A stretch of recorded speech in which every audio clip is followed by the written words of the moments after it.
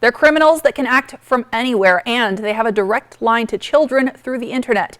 Tonight, we're highlighting a task force bringing together local law enforcement with state and federal partners, all focused on fighting internet crimes against children. You can't say any particular app is perfect and good, or any particular app is terrible and the worst one out there. Damon Jansen is the Richland Police Department's Commander for Investigations and Southeast Region Internet Crimes Against Children, or ICAC, task force in the Tri-Cities. The task force brings together law enforcement officers from multiple agencies to investigate child sexual exploitation cases and prosecute the criminals responsible. Typically what happens is a company will find some egregious materials that have come across their servers.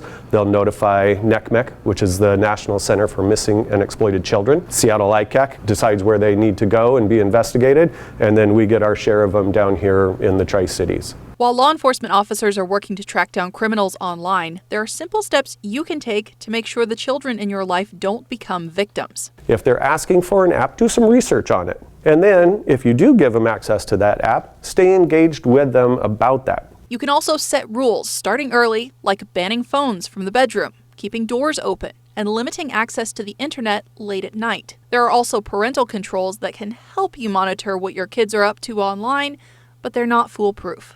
The only thing that I've found that is foolproof is, parents being engaged with their kids and working through it together. There's always a chance that even with the best safeguards in the world, someone will make a mistake. They send a picture or they send a video doing an act that they normally wouldn't do, and now that person has that and can use that against them. They'll say, hey, send us more, or we're going to release this to your family. So what does a child do in that case? It's very difficult. Do you go to mom and dad and say, hey, this is what I did, please help me? Or do you just send more images and get further caught up in it? We want them to know that they're not alone.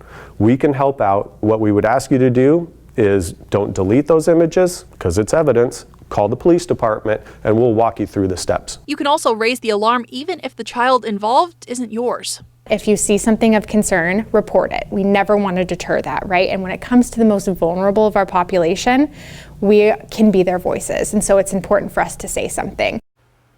Now, the internet is constantly changing. Keeping up with it is a challenge. And Richland Police say you can contact the ICAC task force and have someone come talk to your organization about how to protect children online.